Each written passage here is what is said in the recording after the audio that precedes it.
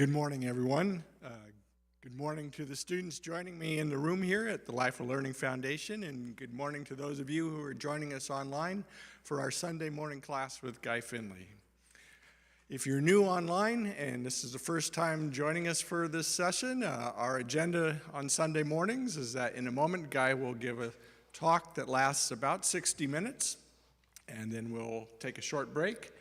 About 5 minutes, and then we'll come back for an open discussion in which the students in the room and those of you online can join in and can share comments and observations, can ask questions about the material the Guy has presented, or about your own just inner work and what you are working with or struggling with or want to know more about.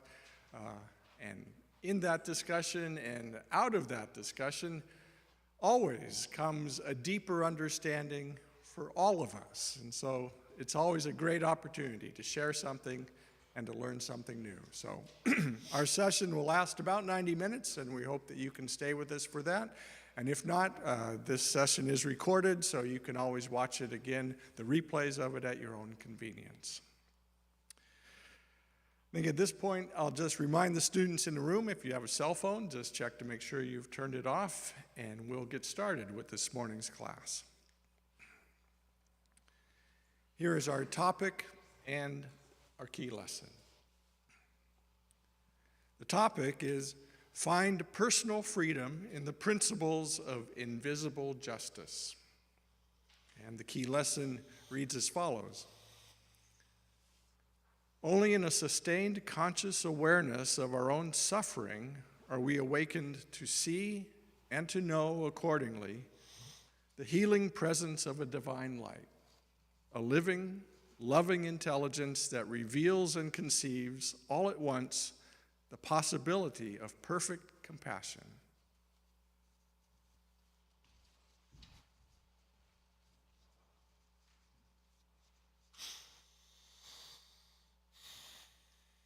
Nice deep breath, everyone.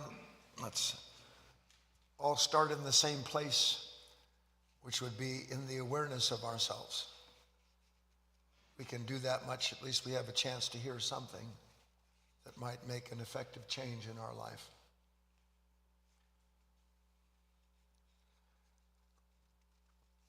Welcome to all of you joining us from wherever you are in the world, whatever day or time it is. Ideally, you're with us live so that you can submit questions or comments as you would, and if you wish, when we come to the section which we're going to have today, where we're going to work from a special writing that more or less summarizes and helps us understand with a greater perspective the topic that we're having as our study. So where to begin? This talk is simple in one respect, and I've encapsulated the material that I've done because, as you know, especially those of you who study regularly with me, inevitably there always comes one question, one type of question every single time. And that one question that comes up every single time is essentially, sure, I get it, this is beautiful, but what about that idiot? What about that person that I live with? This person that's at work with me? What about that person who hurt me so badly back in the day, that betrayed me the way? What about that person? Because everything else I get. But that person? How many of you have a that person in your life? Get him up. And the question is always, how would you have me deal with them? And my answer is always the same thing. That's not my job. Tell you how to do anything at all.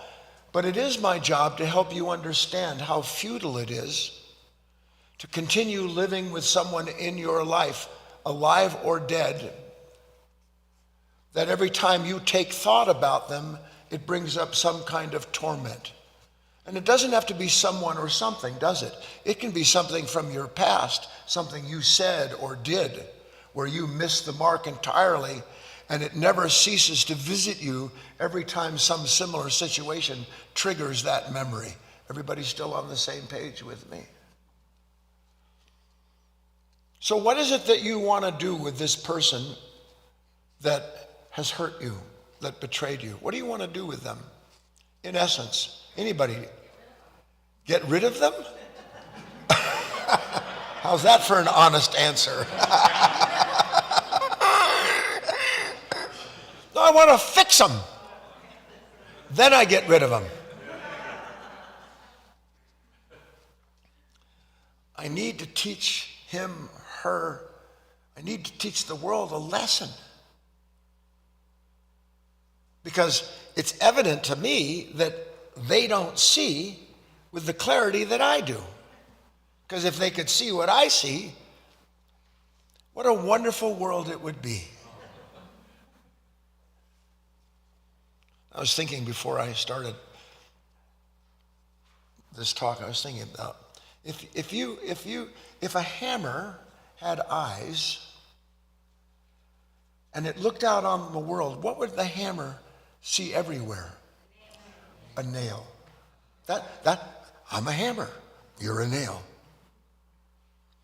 If a human being is asleep, and you are, what is it that a sleeping human being sees everywhere they go? The reason for their nightmare. That's what they see. They see the reason for their anxiety. They see the reason for their anger. They see the reason for their fear. They see the reason for their jealousy, for their anxiety. Everything that man or woman who lives asleep in his or her mind, everything they see is perceived through a nature that in order to exist as someone who is somehow special because of what has been denied or taken from them or punished through, every last thing is equivalent to that which validates that, identification, what they are identified with and fixated on. Yes or no? So before I get into this, because I'm looking at introducing you to what we could call the hidden golden rule. How many of you know the golden rule? Which is what? Do unto others as you would have them do unto yourself. Not that we can do that anyway. That's the other thing. I can tell you that you should do unto me as I want done unto me, but I can't do to you or for you anything other than what I need to do to you so that I stop suffering in your company.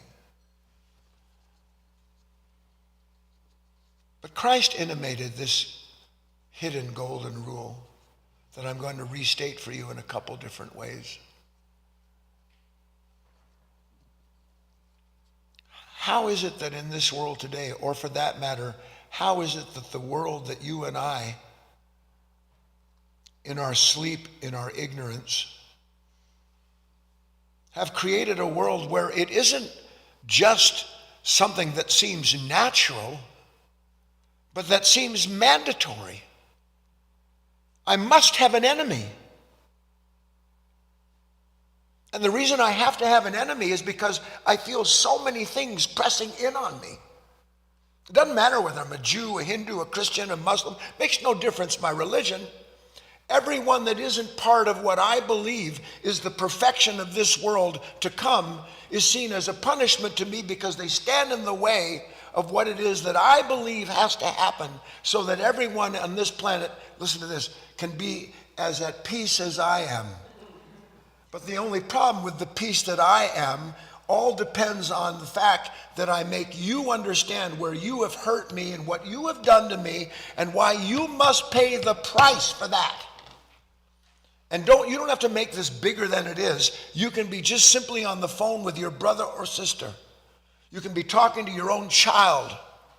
And in the moment where suddenly they are acting out something that is setting you off, you have no understanding at all of what it is that is being set off. All you see is someone who has triggered you.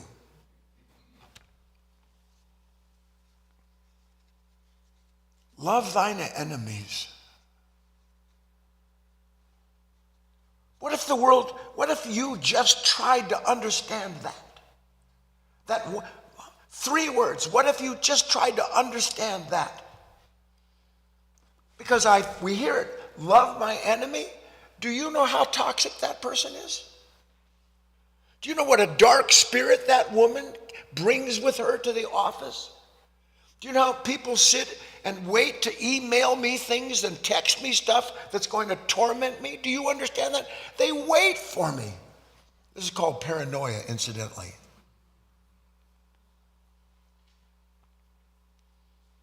Christ didn't mean what you think that means.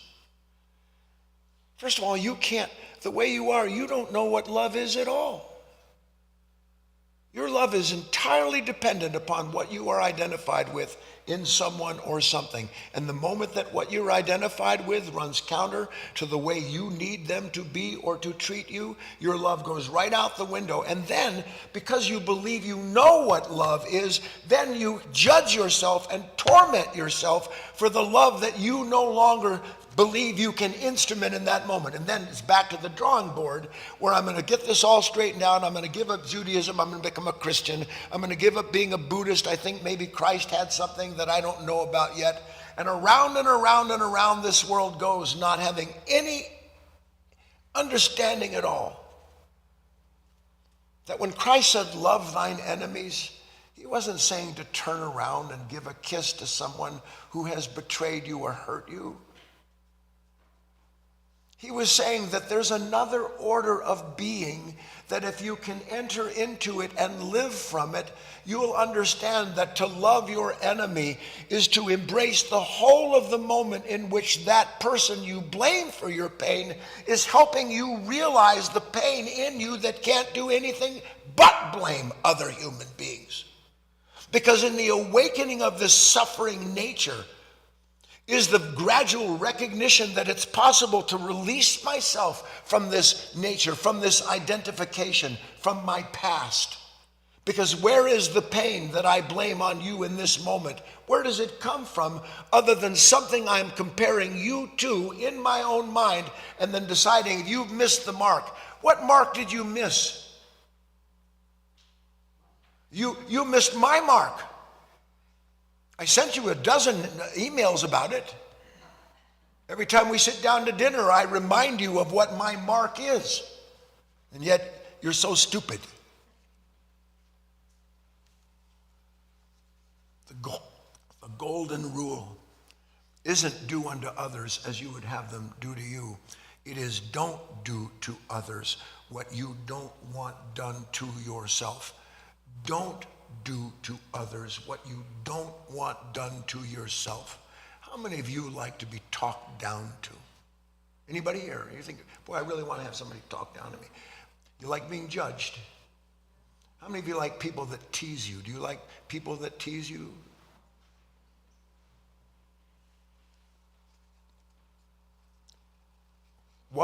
What's hidden in that idea? Don't do to others what you don't want done to yourself. Here it is. Not yet.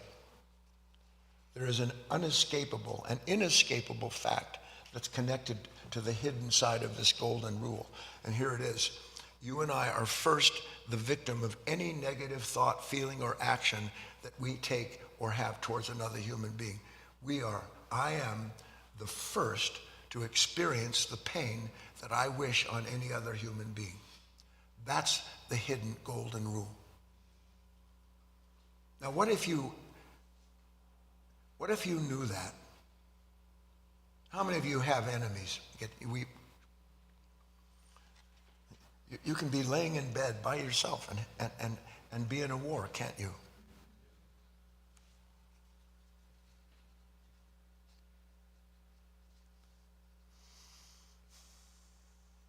Then I sit there and my mind runs over all the things that justify the pain I'm in. Yes or no? When you're thinking about an enemy, isn't your mind running over all the things that justify why you feel the way you do? Yes or no? Yes. And here's the extraordinary thing. How can I lay in bed or sit in a chair, drive my car? How can something in me be justifying the pain that I'm in by blaming something outside of myself, when the pain that I'm experiencing doesn't exist without something in me having brought it up and then using the pain that it's giving me to justify why I need to blame someone else for my suffering. Do you see it?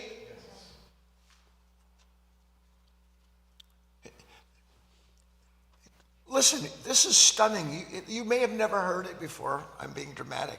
You ready? Yeah. Ready? This is unbelievable. It's not your job to fix any other human being. Oh, and it's not your job to fix yourself either. Because you're as dedicated to punishing others that don't live up to what you believe will deliver you from whatever moment you're in, as you are to pouncing yourself when you fail to live up to something. Please, yes or no? And here's the other thing. We're working at this golden rule. Have you ever noticed that, and this is difficult because most of us haven't, here I am, and I'm thinking about someone who did something to me, whether it was 10 seconds ago or 10 years ago. Now, point A, how did that person come into my mind? It's a miracle. How did that happen? But I'm not there to recognize that something deep and beautiful and intelligent inside of me has brought up a moment from my past with someone who caused me this immense pain. Again, it could be 5 seconds ago. You could still be in a conversation with somebody and be going through this. And in that split second, my mind is filled with the frustration, the resentment, the regret that a moment before didn't exist. And not only didn't it exist the moment before, but the me who is suffering from that memory didn't exist the moment before either. But I don't see that. What do I see when suddenly someone who hurt me or a moment that was painful comes up? What do I see in that moment? What does a hammer see? And what does a sleeping human being see? The reason for my nightmare.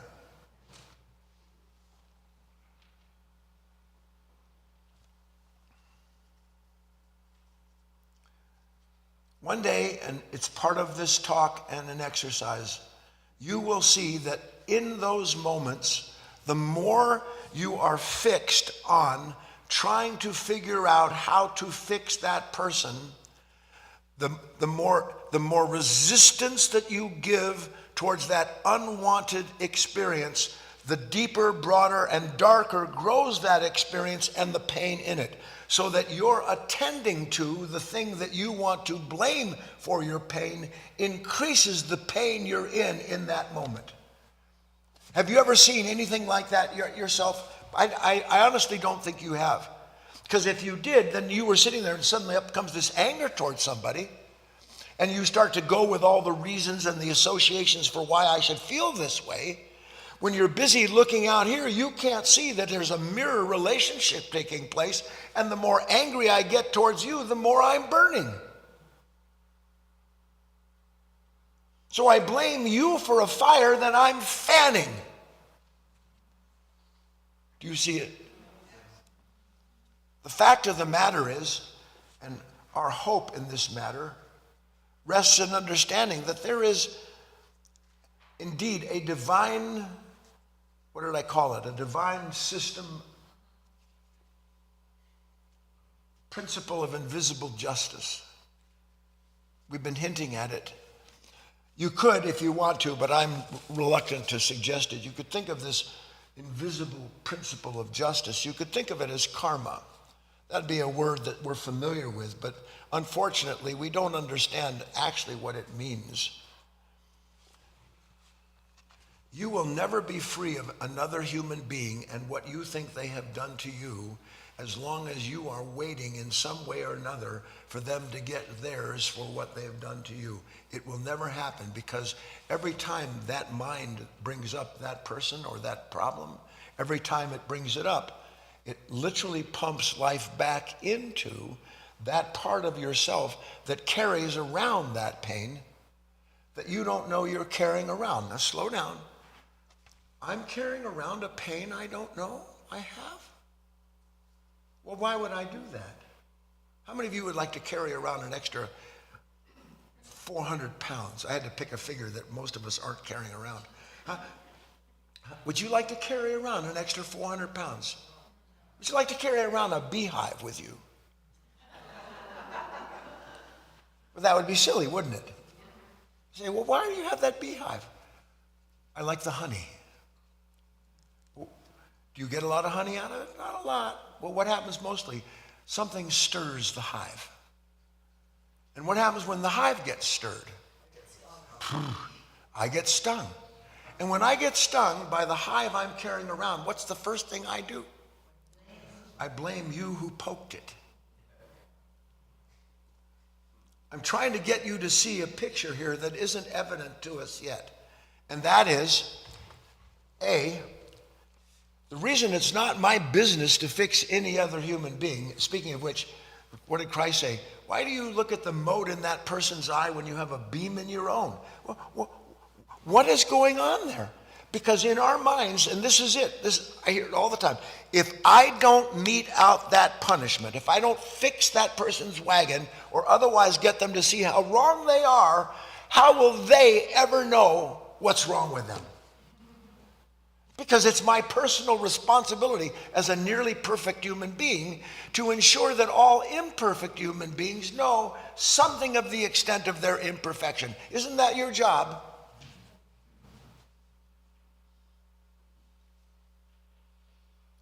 Please, you think I'm being facetious or I'm not. What is it that you think about all the time? How to round out everything that has a square edge to it. No matter whether it's my life, the people in it, what I have to do, everything is a constant manipulation of thought, so that in the manipulation of the thought and the new dream that it brings up, I can figure out what to do with you. What to do with what is causing me this pain. Again, it's not your job. Do you know how far this world has fallen? Look, if I'm sick because I eat bad food, I'm an idiot. And if I keep eating bad food, I'm even more of an idiot. And I can blame, as many people do, I have an addiction. No, you have a love of something that overweighs common sense. And until common sense reigns, you will suffer regardless, however you describe it to yourself. I get that with my physical body. But what about my psychological body? What about the fact that I am constantly taking into my own psychological body my anxieties, my fears, my angers, my worries? What is it that I constantly take into myself? Do you understand? What is it, and now I'm asking you, what is it that you constantly take into yourself when you are anxious, angry, or afraid? What are you taking into yourself? I'm taking in the reason why I have it. I'm taking in my justification for why I'm a wreck. And I believe that the capacity to justify how wrecked up I am inside proves that I'm not at all that wreck, because I don't want to be the wreck that I keep feeding with the same thoughts and feelings. Do you see? I'm trying to show you something in a system that's invisible to us presently. And the only way we'll ever be able to see this invisible psychotic circulation inside of this unconscious nature is when we at last begin to realize, hold on a second, the golden rule says that any person who does wrong to another human being is already suffering the wrong they have done. Don't do to others what you don't want done to yourself. Why wouldn't I do that? Because when I do wrong to you, when I wish you ill, when I think about what's wrong with you or why you don't see the things that I see and how you need to be different, every time my mind entertains those thoughts, I entertain them because prior to that process of thinking, something has been triggered in me. Up you have come as the stone in my soul, and now I have to crush or polish you by doing what? Polish you by punishing myself.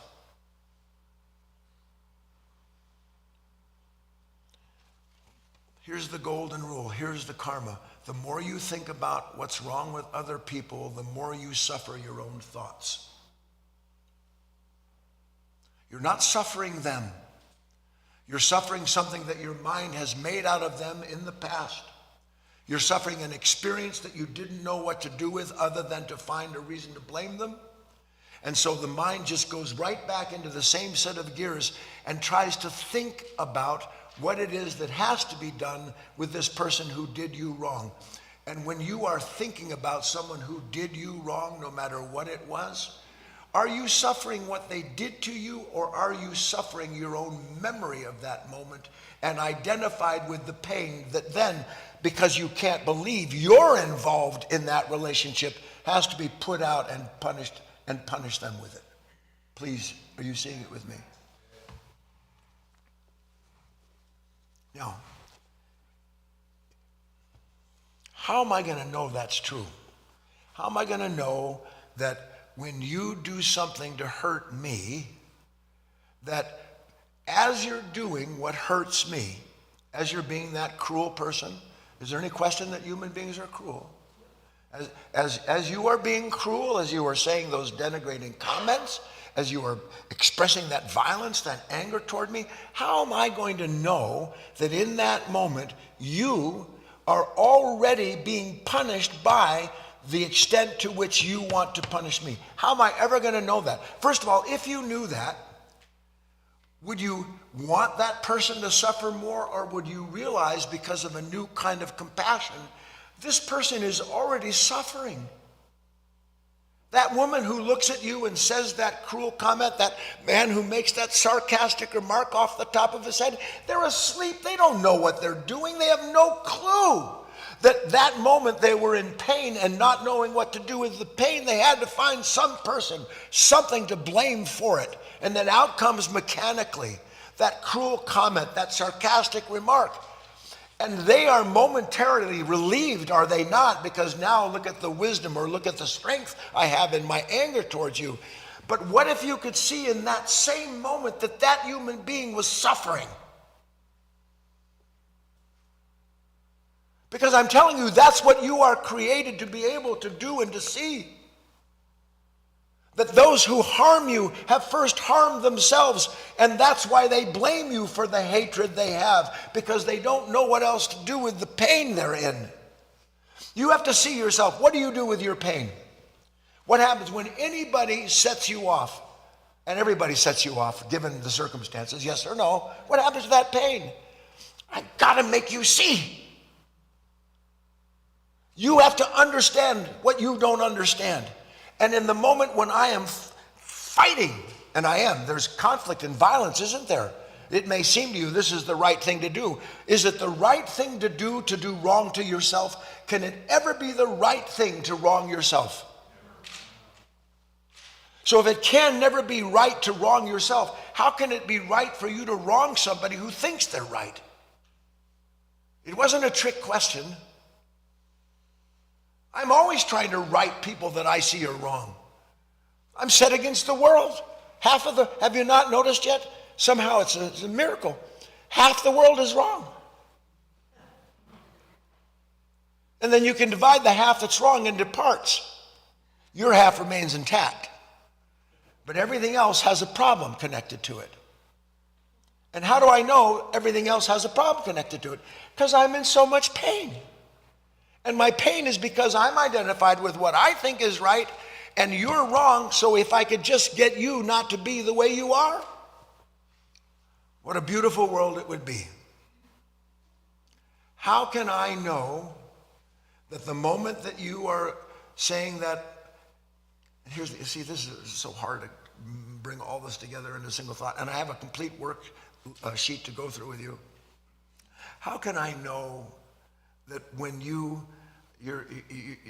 drop that little, what do they call it, passive-aggressive comment at the dinner table, how can I know that before you dropped it, you were in pain, and that you were in pain while you were expressing it, and that you will still be in pain after you've said it, even though you may momentarily feel you're smart? How can I know that?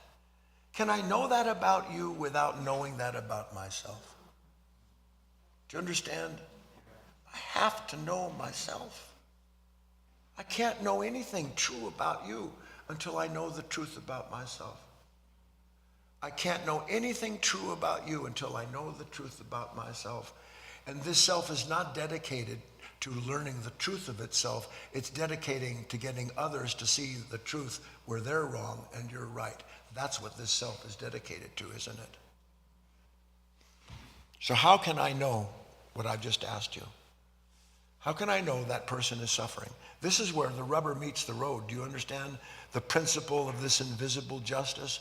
The only way I can know that you are suffering when I want to blame you for the suffering, only way I can know that is for me to see that my response in kind, or for that matter, any moment that I want to punish another human being, hold their feet to the fire. How many of you like to hold feet to the fire? You know what that means. You don't have to say anything. You can just sit there and silently burn and let that person smell the smoke and they know something's going on. Yes or no? Silently seething.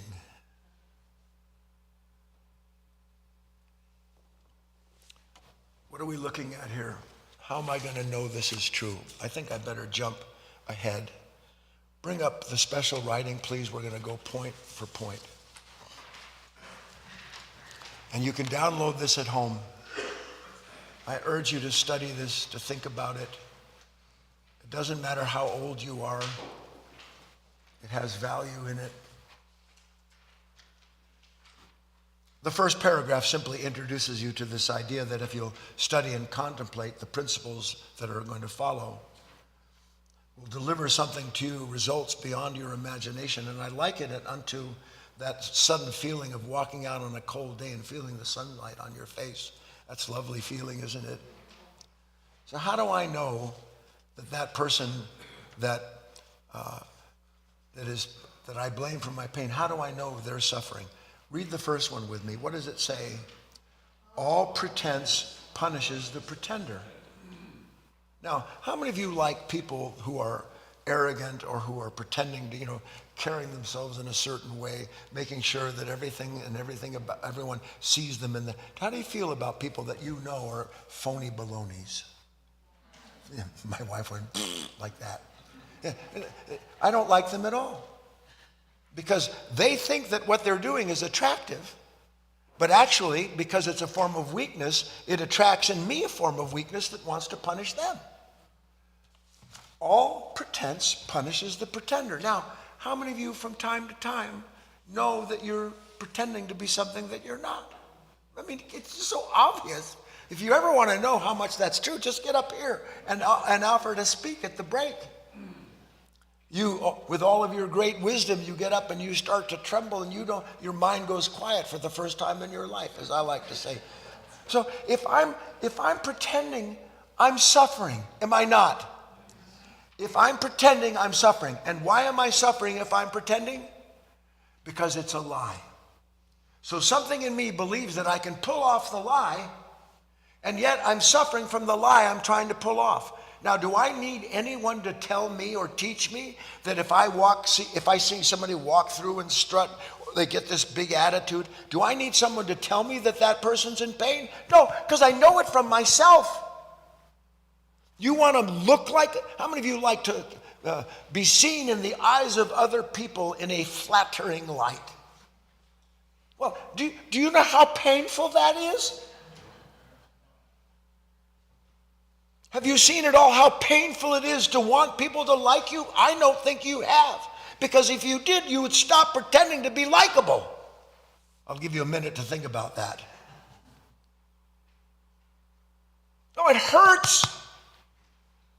It hurts to be anything other than I am, and that's all I am, is someone who's divided up into that which I think you need to see me as, and if you'll confirm it, then I can feel free for a moment. So I am in pain, am I not, if I'm pretending anything at all? Yes or no? I'm sitting there talking to you and trying to make sure you see things the way I see them so I can get you to go around the bend and come back and be on my side. I'm in pain. And by the way, what's the person that I'm talking to picking up? Are they picking up my loveliness, or are they picking up the fact that I'm trying to get them to do something and they meet what I'm going through with resistance? And the more they resist, the more I have to pretend. Please? If that's true for me, isn't that true for everybody? Please see it.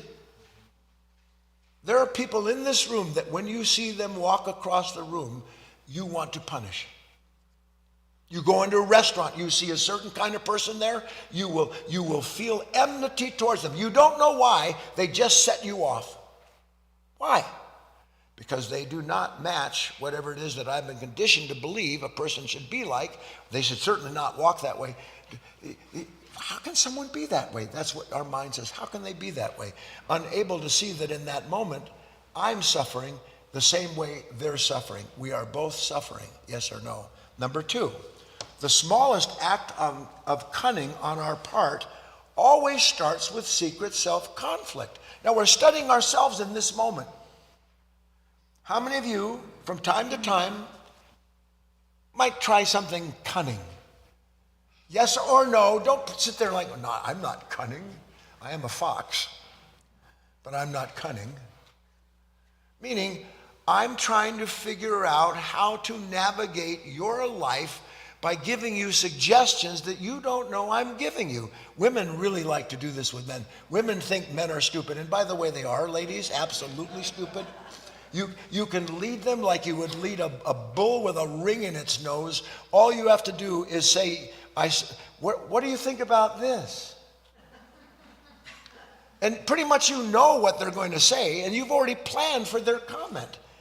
That's called cunning. You think it proves how wise you are. It doesn't prove that. It proves how asleep you are, that you believe if you can get anyone to do what you want them to do in the moment you want it, that it'll free you of the demand and the desire you have to have your needs met through what others do or don't do for you. That's cunning, isn't it? And if it's cunning, and I have anything in me that knows, is it, see, there's the problem with the world. The world glorifies cunning. It glorifies it. The more cunning you are, the more successful you are in this world. You see, in the divine laws, the true principles, the more cunning you are, the more you are cutting yourself into pieces that may never be put together again.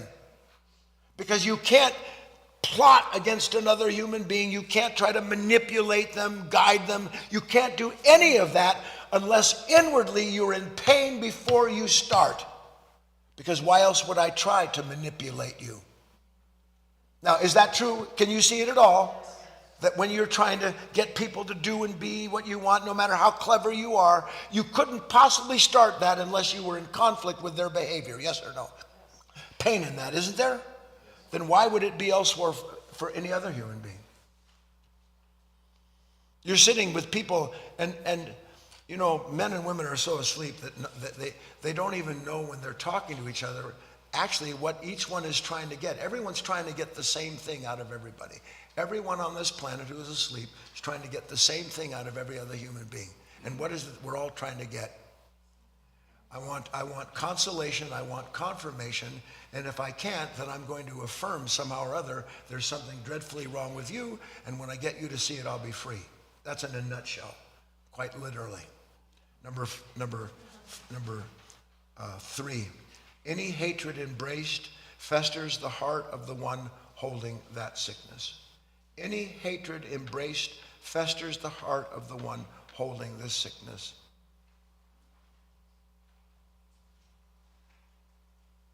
How can hatred live? How can hatred live in a human being?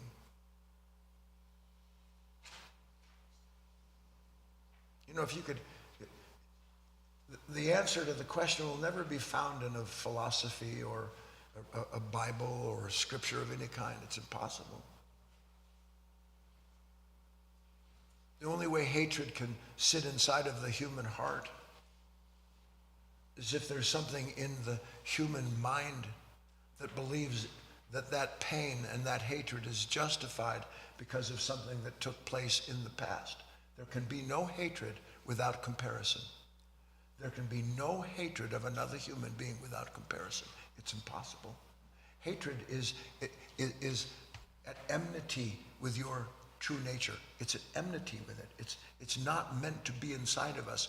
But will you agree that certain things happen and people, again, you don't have to even be with them. They can just, you can think about them, they can express something, and in a moment comes up what?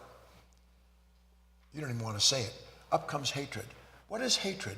Hatred is the summary, dark resistance and insistence that that person is wrong and that you are right.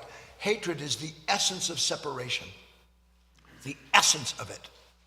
Because in hatred, there's no chance that any form of uniformity could ever take place. There's no possibility of harmony in hatred other than hatred's imagination that if it could get the person to see where they're wrong, then they could become part of the love that you say you have. If I hate a human being, am I a happy human being when I hate? Am I? Please, I'm not. Am I in pain if I have hatred? You think about somebody from your past. When you think about them and you feel that hatred, what is the experience of that, of recollecting that person? What is the experience of it? Is it good or does it hurt?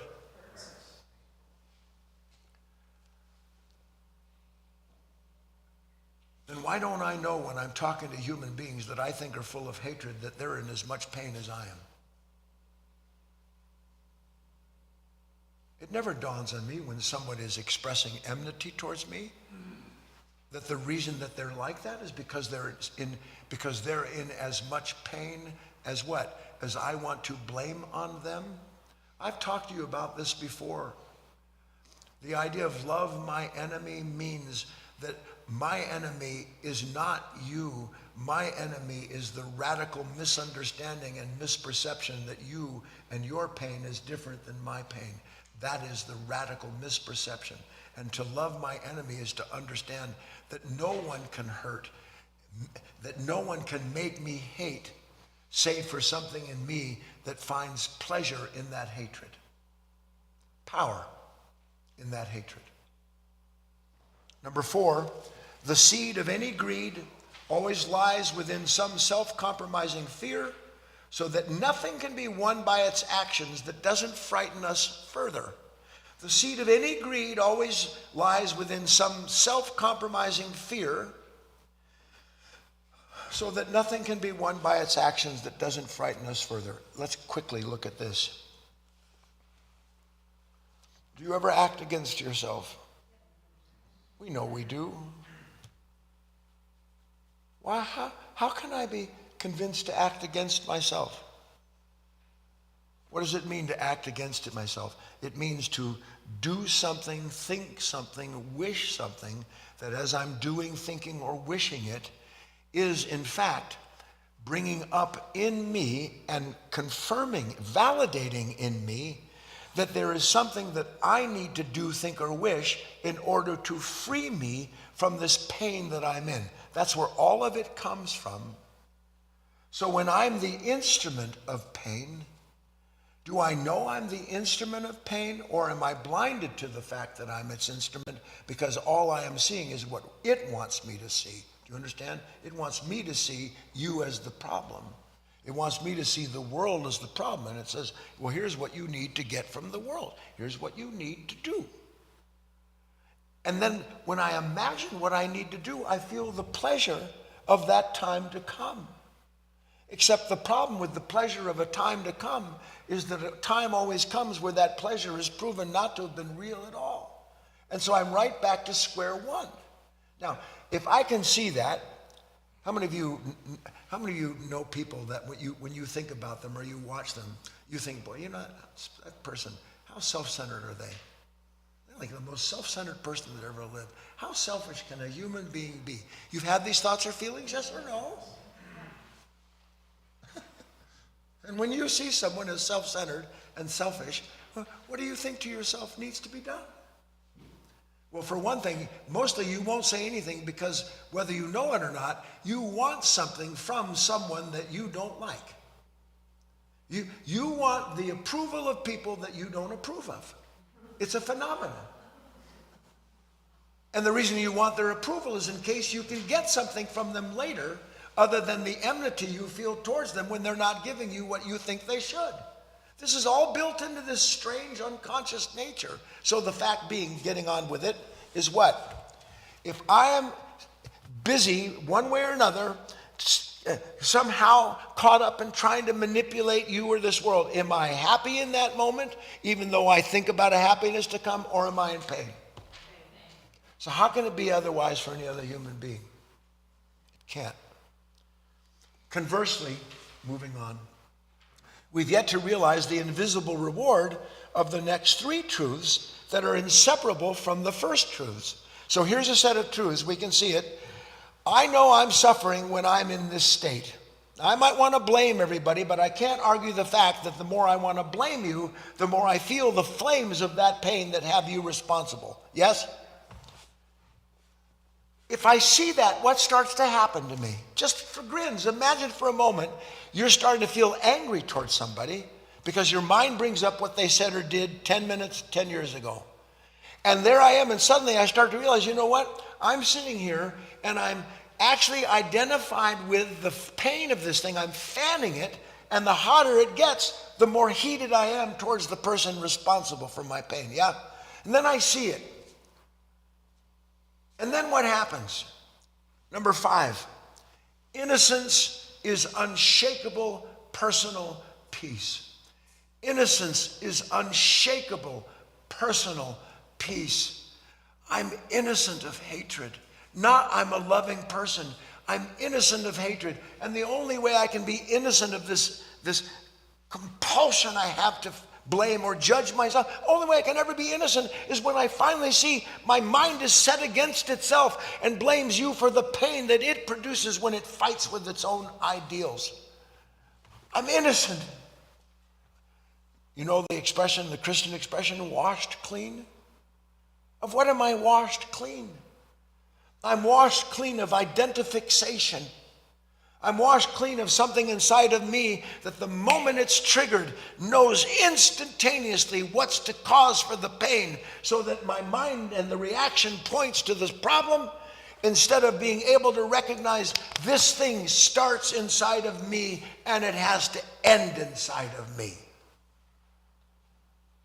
Because unless the hatred, the pain, the sorrow, the grief, the enmity I have towards all of those in this universe of ugly characters that my mind lives with, unless it starts with me and ends with me, it'll never end, and I will never be an innocent human being. I will always have an enemy, even if it's me that's the enemy, because you're so stupid, you don't understand, you can't get past this, what's wrong with you? When I'm blaming myself for my weakness, it feels pretty strong, doesn't it? Number 6, inner silence is safety beyond the power of any painful thought to breach. Inner silence is safety beyond the power of any painful thought to breach. The problem is that what are the like annoying? The problem is we're like a box of nuts. Yeah, this mind is like a box of nuts, and any little tremble to that box of nuts does what? Makes a noise. Just touch a box of nuts. How many of you are a touchy box of nuts? Just touch a box of nuts and it rattles. Now the problem with us is that we think what's rattling is us. Touch a box of nuts, it rattles. But if you understand that all of that rattling isn't intended for you to try to quell it or what has touched you, but to realize in that moment that this is just momentary revelation of all the cashews, almonds, and Brazil nuts, of all the stuff in me. And then what happens if I really understand that? My mind is quiet. It doesn't get started. Imagine this. Imagine your mind doesn't get started. Wouldn't that be a miracle? Have you ever... Don't get me started, Ellen. Don't get me started. Don't look at me like that. In fact, don't look like that at all, okay? Don't get me started. Isn't that true? You even think don't get me started before you're at the starting line. It just goes with me. Don't get me started. What if before something gets you started, you're aware of something in you that wants to get started, that needs reasons to get started, because it's what gives you a leg up in the race to make sure that everyone around you realizes where it is they've misstepped. Don't get me started. Silence. Silence. Oh, I never did that before. Silence is the golden rule. Because inside of that golden rule is the silence that allows me to recognize that I don't need to get started unless I believe somehow or other I've fallen behind in the race. Somehow or other you're ahead of me and you can't be, or I need to get ahead of you, and here's what I need to do. The last of number 7, the love of good transforms all things bitter into something better. The love of good transforms all things bitter into something better. Now, this is kind of where the rubber meets the road. Because we live from an unconscious nature that actually believes that once I've fixed you, everything's fixed. That's what it believes. And it also sees it in these very, I don't know what the word would be. It sees life in blocks, in boxes of nuts. It sees them in blocks. I am this, you are that. If I can get you not to be that, then I will know this. And when I know this, then I'll know where it is that you've missed the mark when you stop being that. And so everything is like dominoes, that I am here, you are there. Everything about my life looks out and it thinks to itself that somehow or other, unless I'm free of this pain, I haven't succeeded perfecting myself. That's the notion, isn't it? Please try to see this. Because you don't know what you do to yourself. You don't know this ceaseless judgment of yourself. This conflict with an image that you have of how things should be when you've acted in a certain way. For instance, some of you are going to take this talk and you're going to go and you're going to try to be Jesus Christ in the face of Judas. You're going to try to be someone who's just perfect. I get it. This pain is not because of you. I have this pain, yes. You have it too. Don't forget you have this pain too. I don't want you to forget it. Because I wouldn't be negative if you weren't negative. So here I am, and everything about my life wants something to have a start, and then it wants it to end. I want a happy ending after every action that I take. Yes or no? See, the happy ending you want is your sorrow because you're identified with an outcome. Something you believe is the result of your dedicated work. That's all, almost said a bad word, that's all nonsense. Here's the truth. The love of good transforms all things bitter into something better. Here I am, and I want to understand this. I want to recognize that I can't stop having an enemy until I realize the intimate enemy in myself.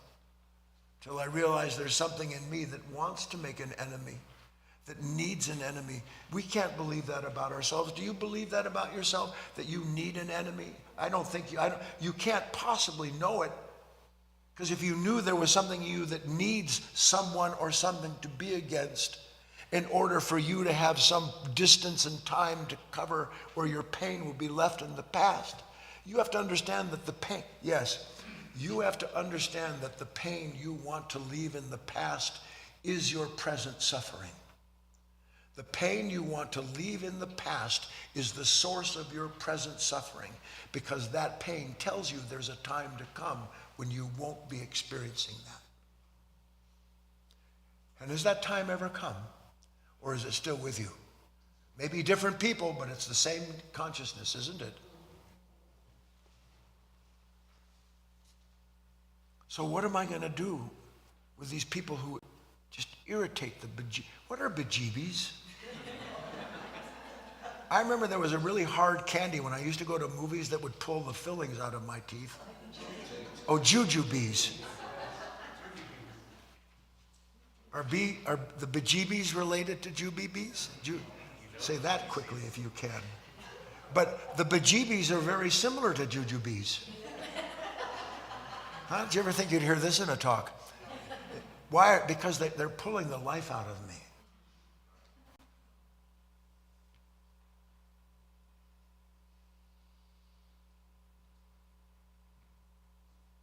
Before I try to fix your pain, let me deal with my own.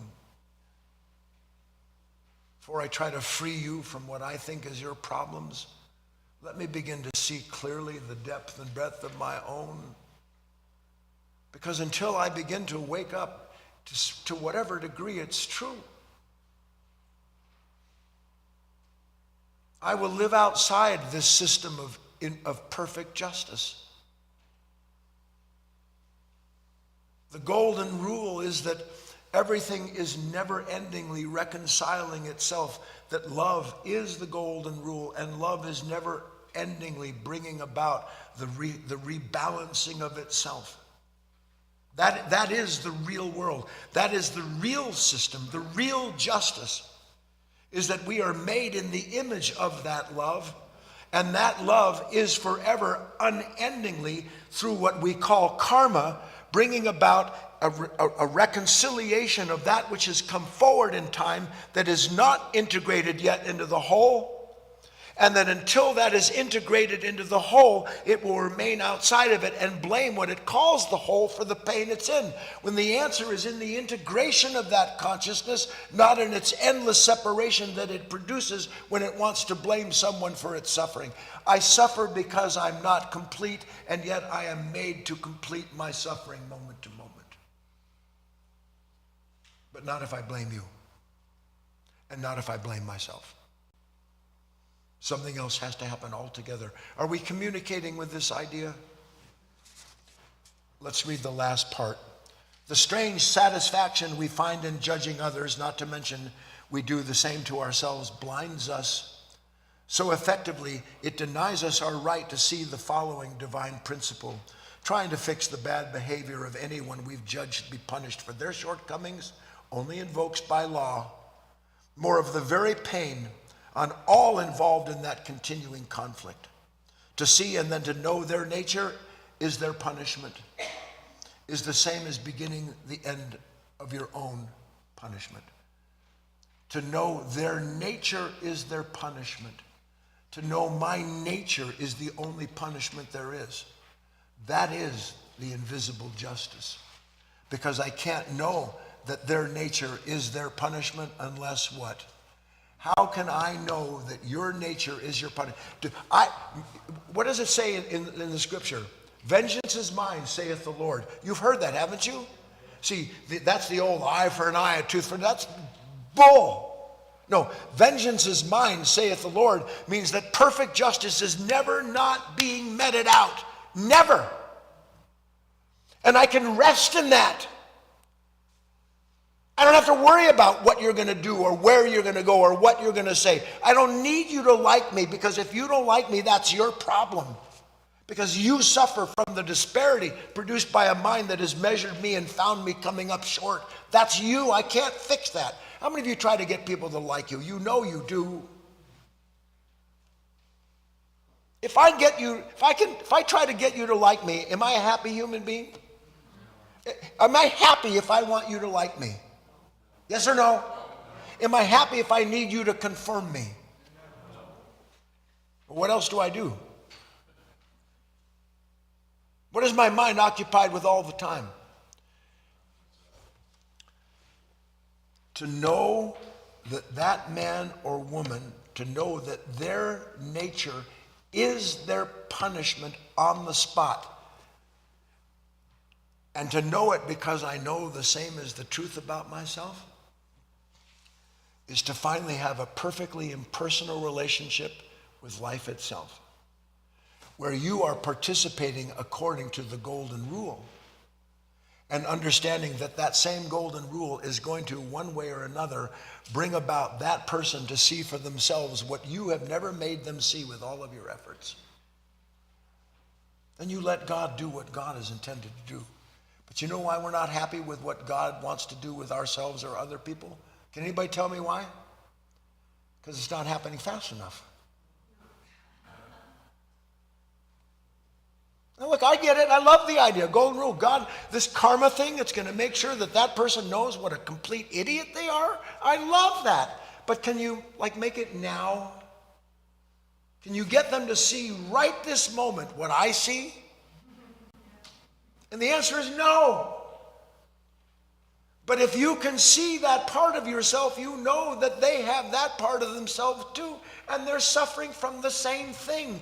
Let God do what God is meant to do, which is not to get you as an instrument to fix other people, but to fix within yourself the notion that somehow or other, others are responsible for your pain. They are not. What is the, I just want to drill it in. Repeat it with me. Their nature is their punishment. Now, can you see the truth of that? That's all that matters. Can you see it at all? Because we know it about ourselves, yeah? So bring that with you into every relationship you have. Not trying to, you're not going to sit there with that person. Your nature is your punishment. Your nature is your punishment. Your nature is your punishment. And hope some or other it seeps in. No, I'm just going to sit and watch your nature as it reveals my nature to me. Then you'll know their nature because they're revealing to you your nature through it. Perfect mirror instead of perfect distance between yourself and those you blame for what you say is painful. Got it? Let's take a break, come back and have our discussion.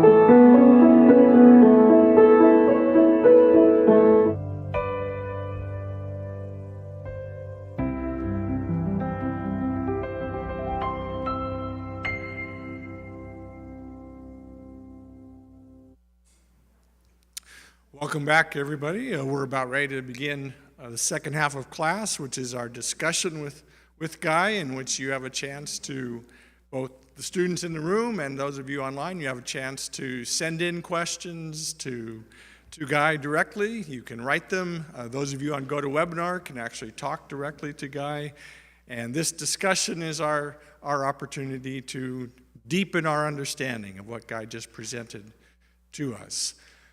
Very quickly before we begin, just a couple of brief regular announcements and reminders, and that is, first of all, we do have a full weekly schedule of classes. That schedule is one in which Sunday morning class begins our week of study with Guy.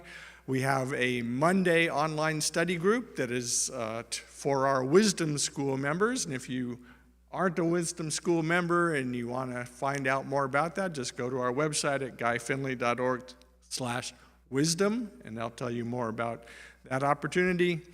Then Guy speaks on Wednesday, and this coming Wednesday is a Deep Dive Wednesday. And that means that the topics that we will be discussing on a Deep Dive Wednesday are ones that have been submitted by fellow students, those of us. What is it that we want to understand better that perhaps Guy has said or offered in the past? So again, we are always soliciting more ideas for those Deep Dive Wednesdays. So please, if you have something, a quotation from Guy, something that you read, heard, or even from another master that you want Guy to explore and to examine with you, please submit it. You can submit it by going to our contact form at our website, and that's at guyfinley.org/contact. And that's where we collect all of these, and that's what we'll be discussing on Wednesday. And then we have a Friday student-led class, and again, Saturday Guy speaks on Insight Timer. So plenty of opportunities to learn with us. And lastly, just a reminder, all of those opportunities are offered free by the Life of Learning Foundation. But it takes resources to put all that together, and so we are always grateful for the help of others in pursuing and promoting this mission of ours. And so those of you online, if you wish to join us in that pursuit, you can go to our website at guyfinley.org/donate. And we thank you, those of you who are already helping us, and we thank you for helping us in the future if you can. So with that said, I know some written questions are coming my way, but Guy, do you have anything you'd like to say before we get started? No. All right. Well, let me just check here, check our queue. Oh, I did want to say, there was one person in the queue at the break, KC. Online, your hand was raised? That was me. Oh, that was you? Okay. Nix that. I lowered it, but I didn't want to discourage whoever that was. All right, we can start with this written question from Sindasani. Sindasani says, I have a question about one of Guy's talks. He mentioned that being in the present moment can cancel what we think is bound to happen. Could Guy please elaborate on this further?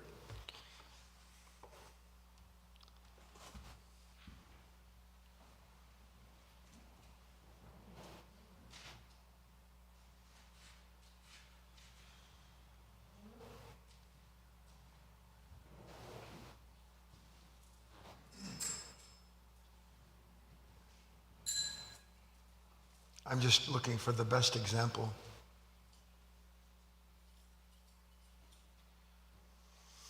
There's a principle, Sindasani, and I've spoken of it many times. If you've not heard it, I'll speak it, and if I have and you've heard it, I'll refresh your memory. There's no such thing as psychological fear without negative imagination. There is no such thing as psychological fear without negative imagination. That means, Sindasani, that the thing that I fear, my own mind has brought upon the screen of my mind, and it shows me, it imagines a time to come. It imagines the outcome of a relationship.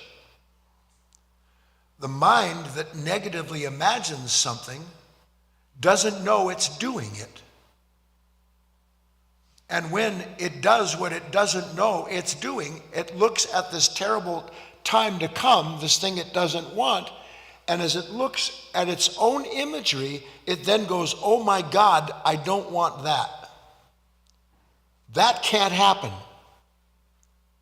And the truth is, nothing has happened except that the mind is a captive of what it has imagined and then identified with. Because imagination and identification are synonymous.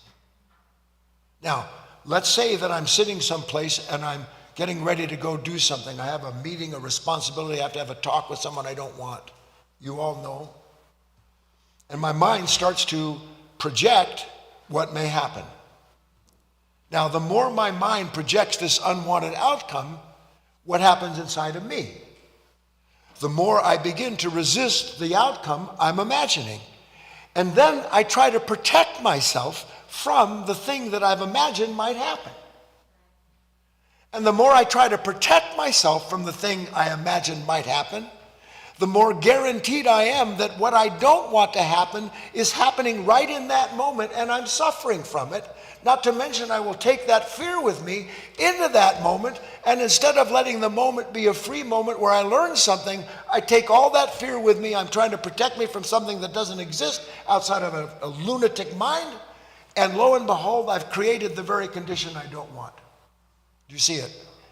So, Sindasani, being in the present moment can cancel what we fear might happen is exactly right. Why? Because I catch my mind, this hammer looking for a nail. I catch this mind looking for a problem it needs to deal with, and I realize it's creating the problem in that moment, and I can simply be innocent of that identity in the moment. Just drop it. And when I do, what happens to the moment I fear? It disappears because it doesn't exist outside of thought.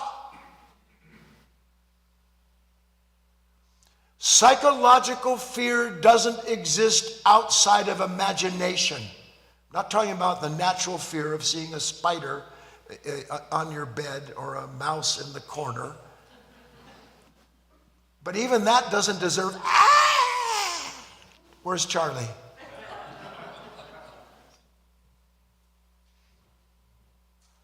That's it, Sindasani. You have to see it, Sindasani. Don't listen to me if all you're going to do is wonder what I'm talking about. You're a laboratory.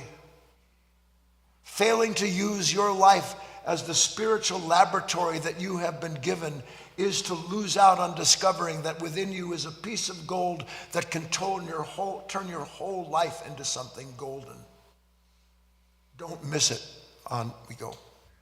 Yeah, I have several written questions that have come in, and I also want to again invite the people on GoToWebinar. If you want to talk directly to Guy, just click the hand icon and that'll put you in a queue.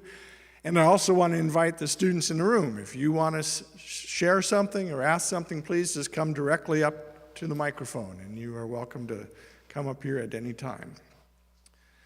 This next written question from Paula seems to connect very well with what Guy just ended his comment with.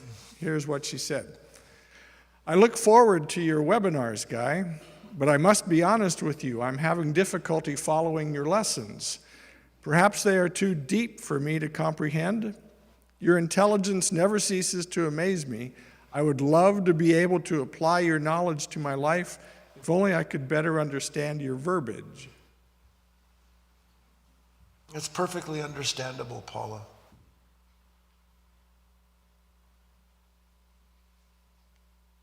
People go to a church or a mosque or a synagogue, and they sing their chants and they do their daven and they have all the things that they do, and they walk out all pumped. And not one part of them changes.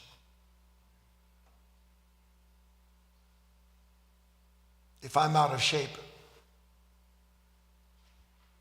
how do I get into shape? I have to exercise. But I don't want to. I don't want to. And so my mind will find endless ways to explain to me why I need to be and do this lazy son of a whatever I am, until the pain gets so intense that then I have to start taking some kind of action. And the longer I delay the action to ensure my health at least keeps me in place long enough for me to participate in this other life, the harder it becomes to do the thing I don't want to do, because resistance gathers mass. Resistance gathers mass. The more you resist something, the more difficult it becomes to enter into the field that you don't want to enter into. But Paula, and I know that this is true, or you wouldn't be here sending along this question. It isn't that the lessons are too deep, Paula. The problem is that you have to understand that you in order to have a new kind of knowledge, you have to be awakened to the part of you that recognizes it. And so much of this world has deafened and blinded us to the possibility of being in relationship with certain ideas, that when we hear these ideas, we don't know what to make of them, but we can feel them. I may not understand it with my mind, but I can feel the idea, yes or no. The feeling is much more important than the idea. That's first. But this is more important. You ask for something simple, or I should say more readily understandable. When an addict, a drug addict, any kind of addict, and we are all one way or another addicted to something. When an addict looks at that needle or that drug, that opioid, whatever it is the addict looked at, why does he take it in his mouth? Why does she ingest it? Why do they do that? Because ostensibly, something in them is saying, here's a good reason to do this. This is a good reason to do this. You're kind of unhappy. I know you said you weren't going to, but this is an exception. So here's a good reason to do this. Now, what we don't hear is, here's a good reason to cause yourself pain. Because we don't know the pain of the good reason we give ourselves until after we've done the thing we ought not do to ourselves. Then it's pretty evident that something was saying, here's a good thing to do. And you go, you're right. This is a good thing to do. Let me stay in bed for another 3 hours. Let me not do the work I need to do. Let me eat this thing that I know is going to make me sick. Here's a good reason to do it. And all I see is what? Is the pleasure or the consolation in what my mind puts up on the field of itself that completely cuts off from the fact that I already know, as time has evidenced 1,000 times, that here's a good reason it's saying to hurt yourself. Now, what if you could hear your mind say, here's a good reason to hurt yourself? Would that change things, do you think? You're never going to hear your mind say it. But you can see what your mind is involved in when it's doing it. Here's a good reason to cause yourself some pain.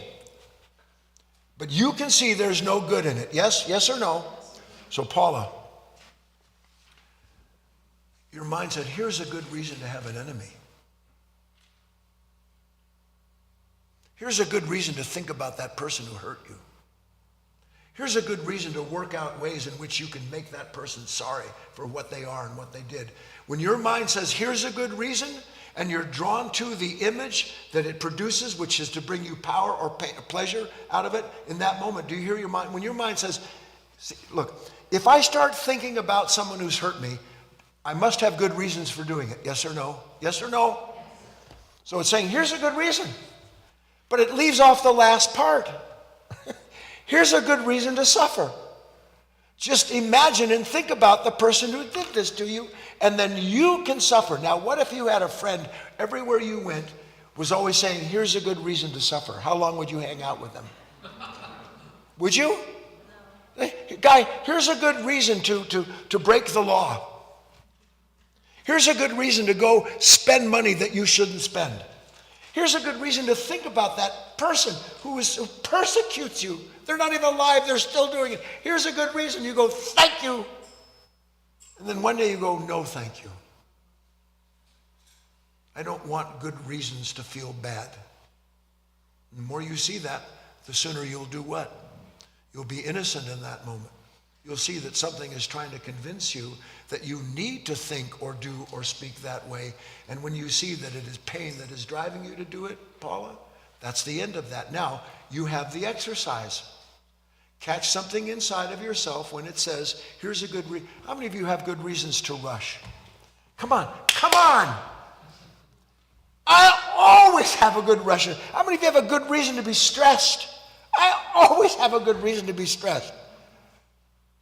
Well, what possible good reason could there be for me to get in my car and scare people as I'm driving, or to be so caught up in a stressful situation that you look at me and you start backing up when you see me? Is there a justification for it? And yet, it's just built into it, isn't it? When I'm rushing, I'm not thinking to myself, I'm hurting myself. I certainly don't think that I'm hurting others who see me in this manic, but I am. Am I not in pain when I'm rushing? Well, why do I keep rushing? A, because mostly I don't know I am until it's too late. And B, when I do start rushing, something says this is an exception this time, and it'll be different the next time, and it won't be different next time, Paula. It'll always be the same. But you must be different if you want your life to be different. And for you to be different, you have to see that presently there's something making a difference in your life that absolutely doesn't care at all what it's doing to you. Then you'll want to be more deeply involved, and you'll understand better and better what it is that we're talking about. Let's make an exercise for fun. How many of you ever go to a restaurant and you wonder why in God's name they've served everybody there but you? And you begin to build a case. How many of you have a case against someone or many ones in this life? Now, when it brings up the case and you're in court, doesn't it say, here's a good reason to think this way about this person? Doesn't it say that? So the next time you find yourself thinking about someone who's hurt you, or that you think might, or who will, or didn't, the next time you think to yourself, here's a good reason. Wait a minute, there's no good reason to hurt myself. You don't know the power in that. You really don't. There's no good reason to be afraid. There is no good reason to be angry. None. None. How do I know it? Because it's killing me.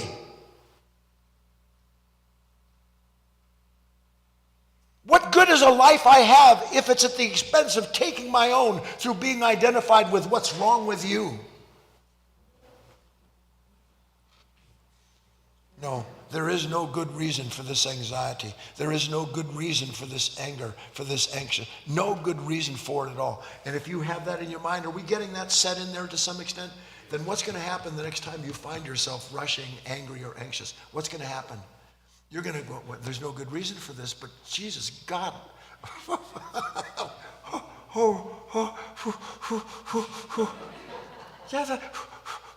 Please. Okay. Oh, and what a marvelous moment that is in your life. Because for the first time, the wheat is separate from the chaff. For the first time, you're able to understand there is a distinction between this divine justice and the injustice of being identified with what you're identified with. All right, Fiona has raised her hand in the queue, so we'll unmute Fiona. Hello, Fiona. Hi, John. Hello, Guy. Hi, Fiona.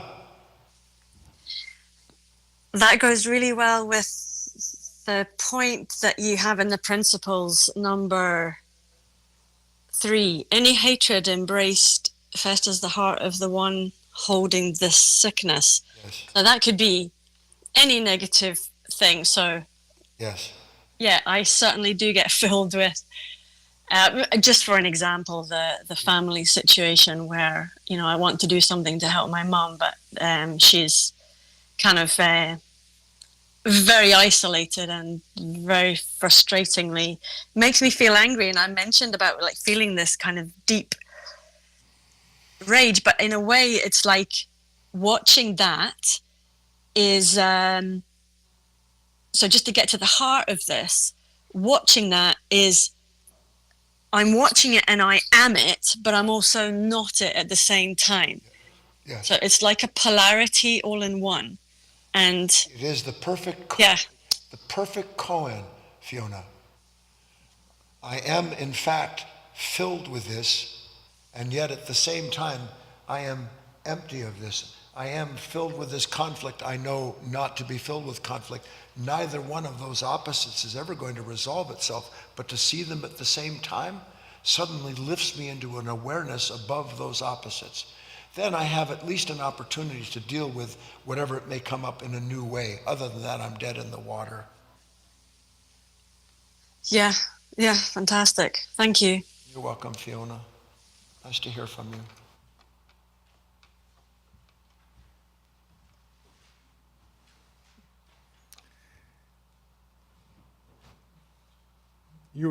Guy was speaking, you were just speaking about an exercise at a restaurant, and we have a question and comment from Fawn. She says, I went to a fast food burger place and gave exact change. My husband and I counted it twice before giving it to her. She turned around and gave me change back. I tried to tell her she made a mistake, and she argued with me and said I didn't give her the right amount of money. I told her that her till would be off, and she repeated that I was wrong. Needless to say, we have never been back. How do you nicely explain to people that they made a mistake?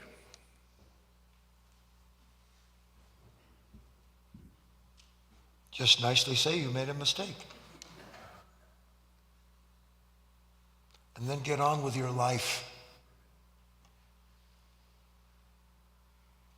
I don't know if you can, Fawn, but there was a talk just recently, maybe it was last Sunday, I don't know if it was, on identification.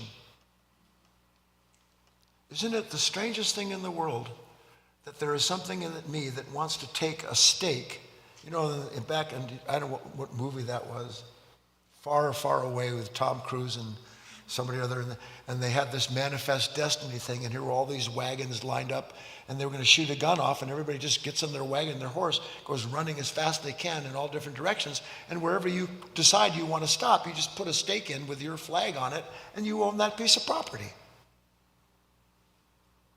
It's never going to happen again. But here's everybody running off and looking for some people cheating, you know, ahead of time. But I put a stake in it. When you put a stake in anything, the first stake you've put in is in your heart. Period. And what does that mean to fawn? You're obviously still revisiting this person that didn't understand you gave them the right change and wants to give you change back.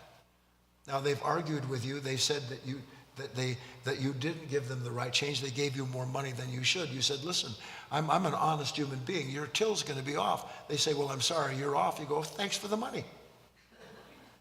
Honest to God, what are you going to do? Sit there and argue with them? Why? You can't argue with a sleeping human being. I used to tell a friend of mine, I still do because it still comes up, he has these problems with people. I say, go yell at your refrigerator and tell it to become an oven. Can you make a refrigerator an oven by yelling at it? How about by judging it? Can you? Cast all kinds of dispersion, you stupid refrigerator. You're not supposed to chill stuff. You're supposed to heat stuff. What, does it do anything to the refrigerator? Does it? Well, who's it doing something to? It's turning you into the oven that you want the refrigerator to be, isn't it? Yeah. Fawn, let it go. Let it go. Do what is in your power. Refuse to do what is not.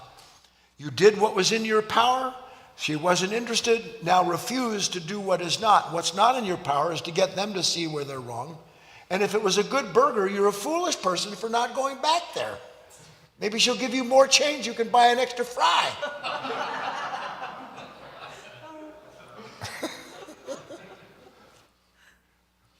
That's perfect. Hi, everyone. My name's Terry.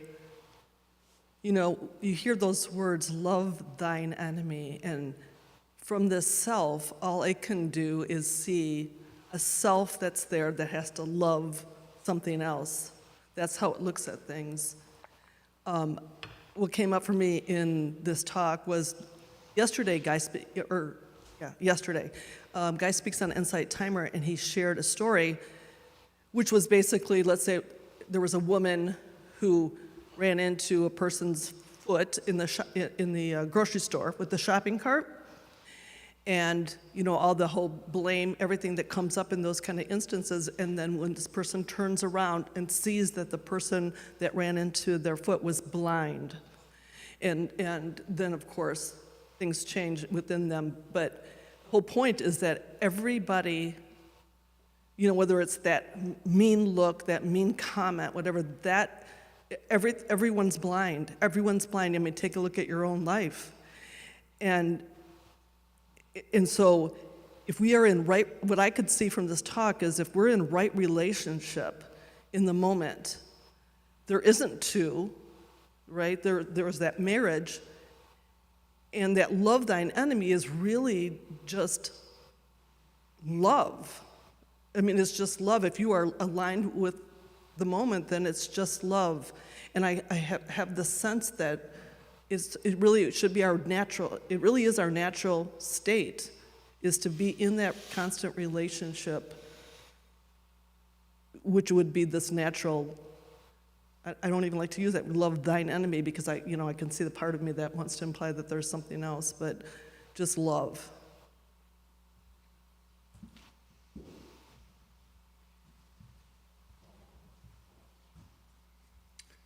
Just to let you know, Guy, we have 6 written questions, and it's 11 o'clock. Well, you better pick up the pace, John. I'll go next to this one from Janice, since it just connected with something you had just talked about. Janice says, I love this talk. Thank you. I have a question, though, about the statement, do what is in my power and refuse to do what is not. Could you give some examples? Yes. It's in my power to explain to the cashier that she gave me more money than I should have gotten. It's in my power to let the waiter know that I don't want his fingers on the top of my glass when he brings me my drink. It's in my power to do all kinds of things. But after I've done what is in my power, it isn't in my power to make the waiter understand that. He either sees the intelligence in it or he doesn't. It's not in my power to make the cashier say, oh my God, you're right. I'm completely wrong.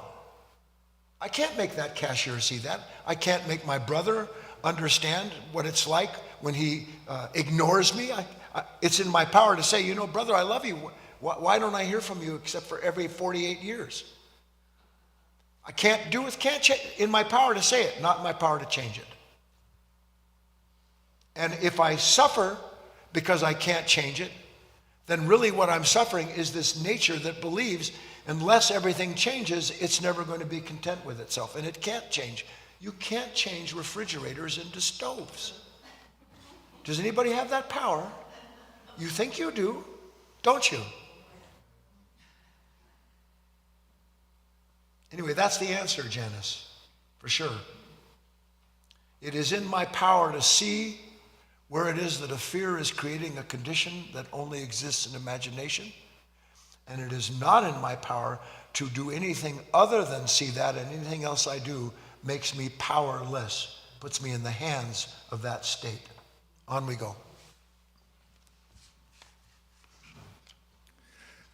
This next question comes from Masami.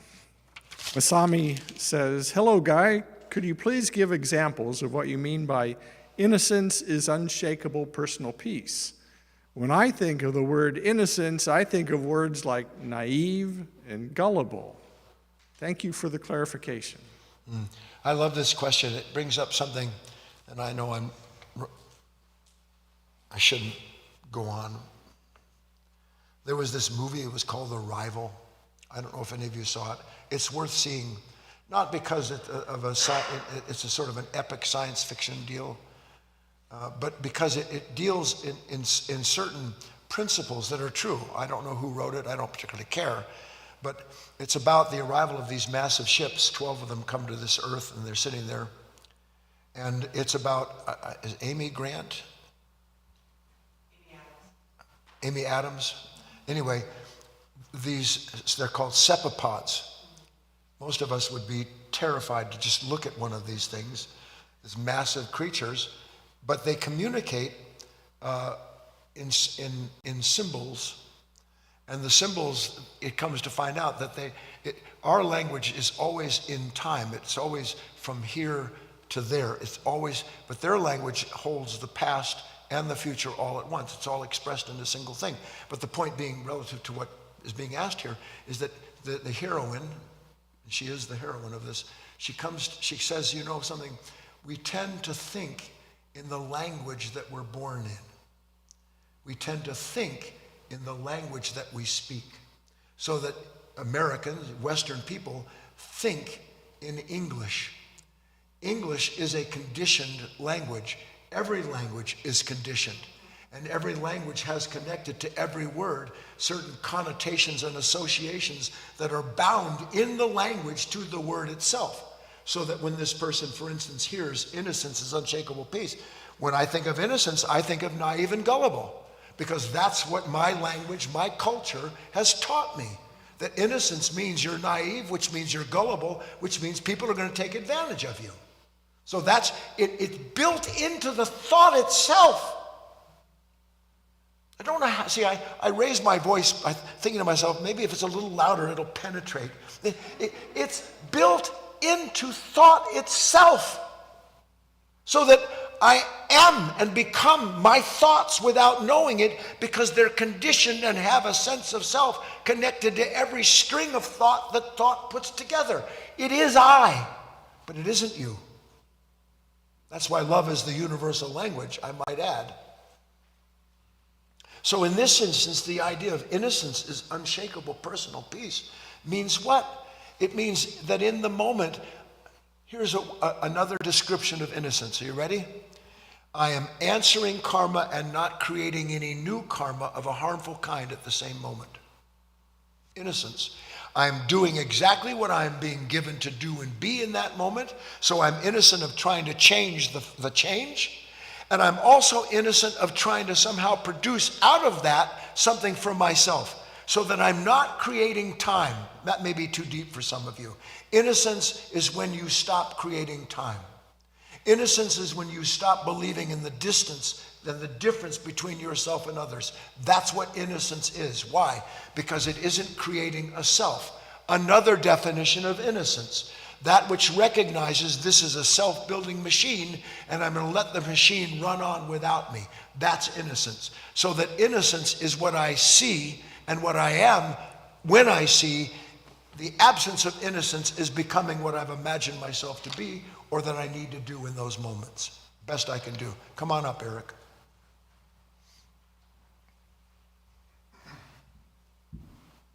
When you see beauty, are you at peace?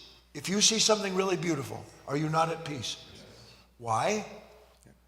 Because I'm not there. There's just that beauty. Innocence is the absence of self.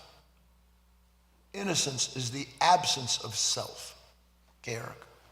And along those lines, my name is Eric, is the past few days I've been thinking, innocence, the word mentioned so many times now today, that the world is starving for innocence. Yes. And strangely,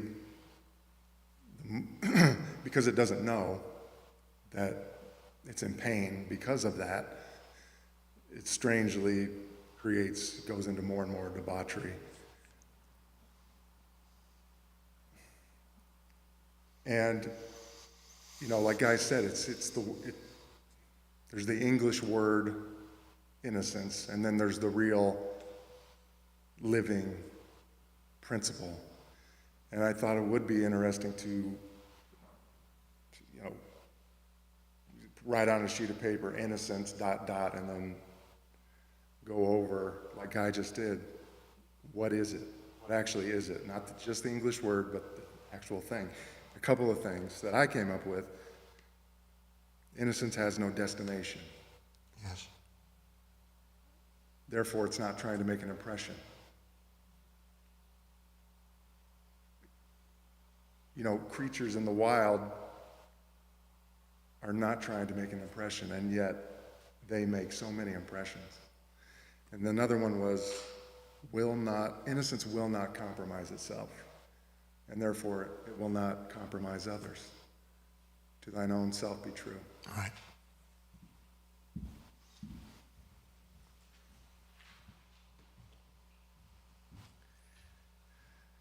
This question comes from Christopher. Christopher says, I've been experiencing greater understanding of this material.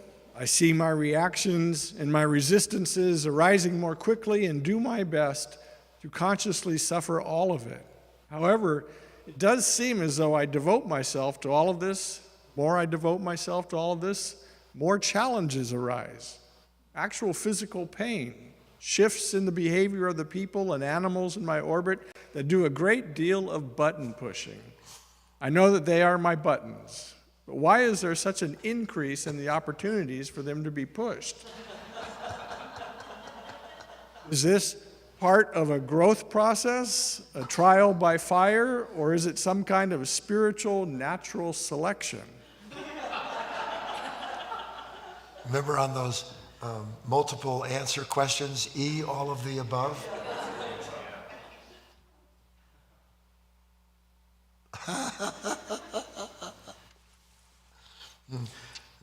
There was I don't know if I wrote it or I said it at some point.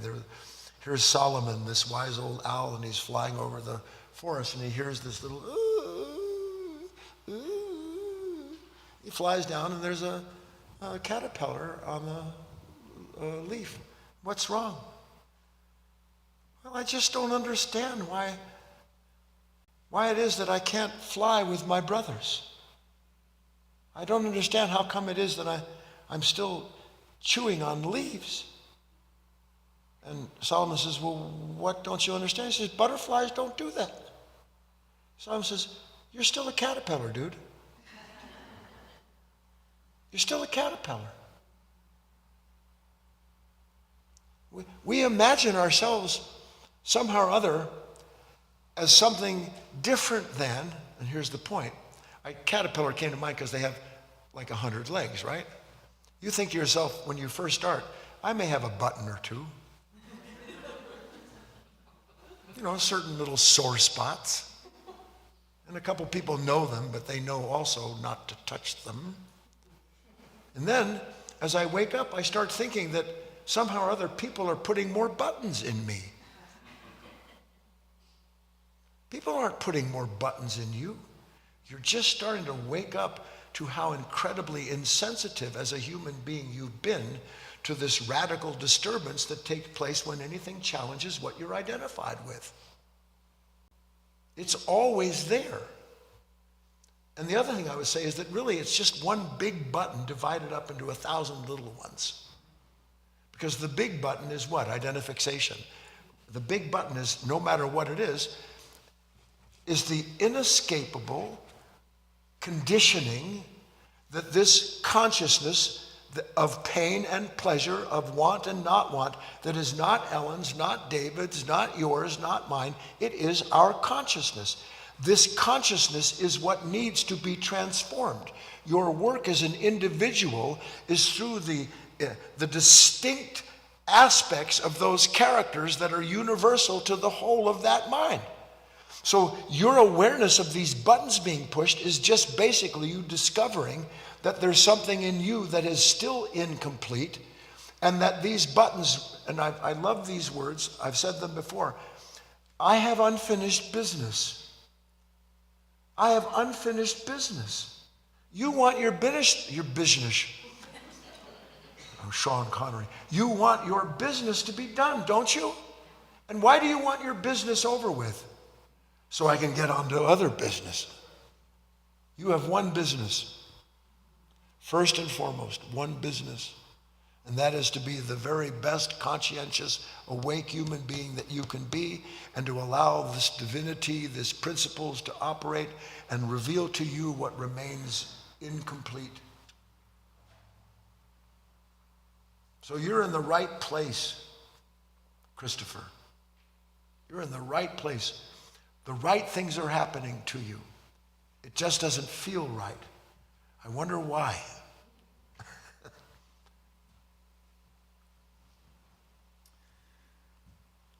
My name is David, and this is the right place. There is so much rightness here in the form of these principles that we're hearing, and have the possibility of seeing which ones really reach home and taking them away and working with them. That's what we can do. And one of those principles for me has been a possibility of working with the relationship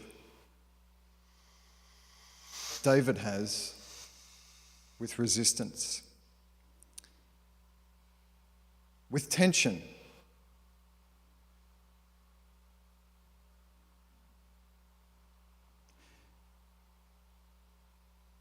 It's not a bad thing. This can teach me a lot. And it's going to keep on happening.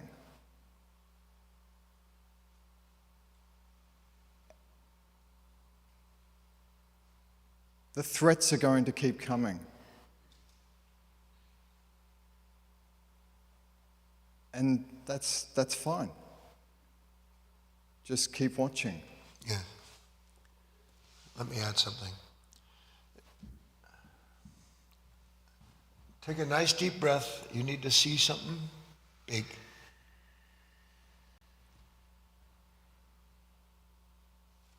What do you think it meant, or what do you think it means, because it's not past tense?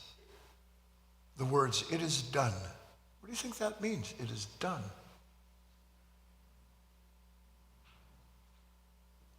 It means that love has prevailed. That justice is never not being done and never will not be done.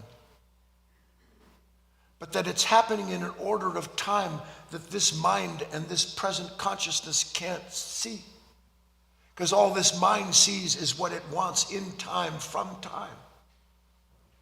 And this mind that wants what it sees in time, from time, can't imagine that there's no need for a time to come because the unity, the wholeness, the love is already there. So who would I be without something to be against and to be for? It is done. You just have to stay there long enough to see it's done, which you can't do yet. That resistance comes, it rises, it becomes the creature that it does because the mind makes of it what it will, because it gave rise to that resistance, and that resistance, just like the wave, submits back to the ocean from out of which it came, and it's done. I didn't need to do a thing, and yet I was changed if I saw all of that, because I'm no longer caught up in trying to change things. In the movies that you see about the Buddha, about the true Dharma, about his awakening, you see at the end, finally, when he runs through all of the nonsense that he finally recognized as nonsense, he sits down under what's called the Bodhi, under the tree of wisdom. And when he sits there, and what happens? As the movies, as the books write, but the movies show, suddenly Mara, all of the demons and the beautiful women and the arrows and the flaming this, and they all come flying at him. All trying to get what? Here's the threat, here's the promise, here's the pleasure. Just get up and take some of it. And what does he do? He's innocent. And he's innocent because he's played it out. He understands not to participate in everything that's coming into his mind as a result of his mind trying to drag him back into mind. He sits there and it all falls at his feet, all disappears. And when it does, what's the point? It's done. I just had to go through seeing that it's done. And then when you go through seeing that it's done, you don't have to do that again. Because now you understand the principle of perfect justice. It is done. Your whole work will be about the gradual discovery that you are not the answer to life, you're the problem you have with life. The clearer that becomes to you, the less you want to participate in being a problem unto yourself, let alone everyone else that you make miserable. You know, most of you think God sent you to be a pleasure to people. No, you don't see yourself at all.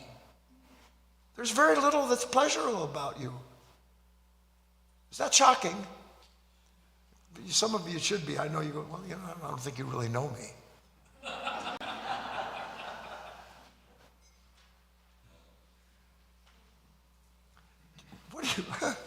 I know I got people waiting, but what do you think would happen if you could hear what people think about you when you're with them? No, honest to God. You're sitting there with you're thinking, you're charming, I'm beautiful, I'm sexy, I've got money, I've got position, I've got power. And that person's going, this is the most boring moment of my life. When is this person going to stop talking to me? Why are they always talking? This is the conversation. Stupid. If you could hear that while you're sitting there, and they're going like that, and you're going like that, and this is what's going on underneath it all. If you could hear all that, what would happen? You would know better than to be identified with anything that you want from any other human being. Now, how do you know that that person is doing that? Yeah. Come on. Well, there's no question today's topic has sparked a lot of interest. Guy, we still have 4 questions and a comment, and it's... Well, stop wasting time. I keep telling you, get on to it. Get on with it. All right. We'll go next to this question from Annette. Wow. Of course. This is a universal thing. Many people can see an injustice. Perhaps it is true that we have righteous anger. Then we are reliving it. What is the way to go? If we don't seek revenge, but know we can't be with them, yikes. But we can still carry the story. Well, this is better, Annette. At least we got the wow part.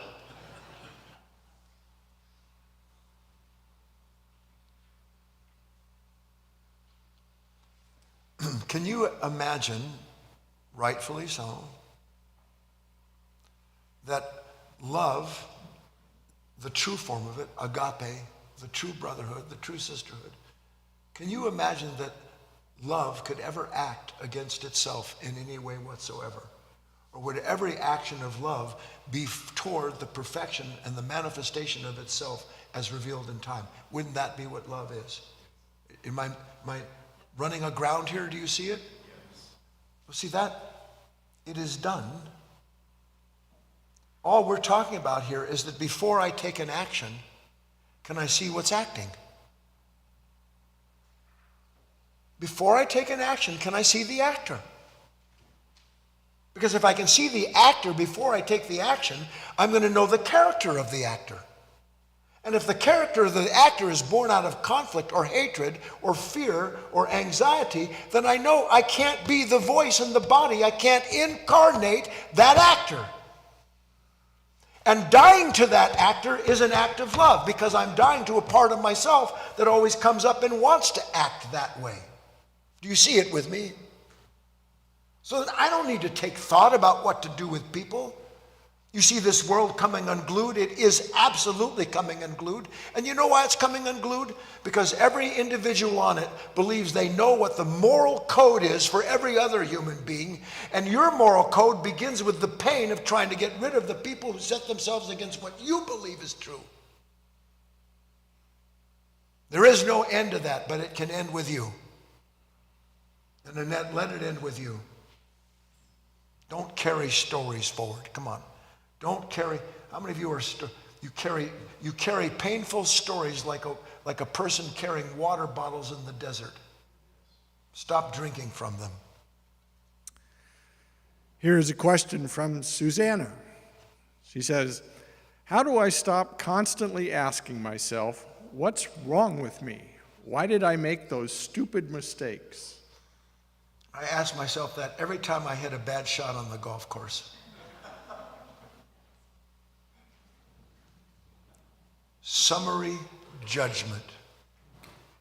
Summary judgment. Now, can you see that unless you begin to recognize there's suffering in summary judgment, then you will always be identified with the part of you that wants to judge you? Do you not endlessly judge yourself? Yes or no? Do you judge yourself because it feels so wonderful to judge yourself? I'm not talking about looking in the mirror and going, I'm not talking about on a good hair day. I mean, when you judge yourself, is it painful or pleasurable? Very painful, isn't it? So let me think about this. So I judge myself to get rid of the pain that was produced when I judged myself for missing the mark. When do you judge yourself? I missed the mark. So I'm in pain, I missed the mark, and my answer to the pain of missing the mark is to add pain to myself by judging myself for being someone who's stupid or who can't do other than that. You will stop asking yourself, what's wrong with me, when you start to see that every time you ask it, you are producing the pain that you're trying to escape. It all comes down to the same thing. Learn to watch, learn to watch, learn to watch. Be honest, stay in the laboratory, and everything that you will see will begin to change you from the inside out. Last one for the day.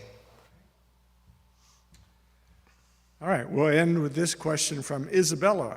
She says, hi, Guy and everyone. Can you elaborate on the principle of innocence is unshakable personal peace? It is, after all, those shattering experiences that steal our innocence. How does someone stay in peace and innocent when it is impossible to escape the present physical aspects of this consciousness? Who told you, Isabella? Who told you that? Who told you that it is impossible to escape your conditioned reaction? Who wants to tell Isabella who told her it's impossible to escape her conditioned reaction? Her conditioned nature. What do you think's talking? You think God would say, you know what, Isabella? You're right. You might as well cash in your chips. It's done. Because you're never going to be free. It's impossible. Would anything that was truly loving ever say to you, you might as well forget about the innocence that love is? And by the way, one more time, the principle of innocence as unshakable personal peace. How is innocence personal peace? Because thank God I am out of the moment as the judge of it. That's how it's personal peace. Because I'm not in the midst of it anymore, trying to straighten everything out so that it looks the way I want it to look, which, by the way, is it should look like me. How does someone stay in peace and innocence? You enter into peace and innocence when at last you see that you have been an unwitting participant in the continuity of your own pain and unhappiness. And there is no other way. Only the awareness of yourself can change what you are presently unaware of. To understand that is your work, and then you're understanding that every moment where you're suffering is because you have identified with something you're unaware of, and now you have a chance to become conscious of it and eventually innocent of that temptation to identify with yourself. We'll pick up whatever we didn't get today's Sunday, Wednesday night. I'll see you Wednesday night. Bye. Oh, yeah, no, goodbye. No more.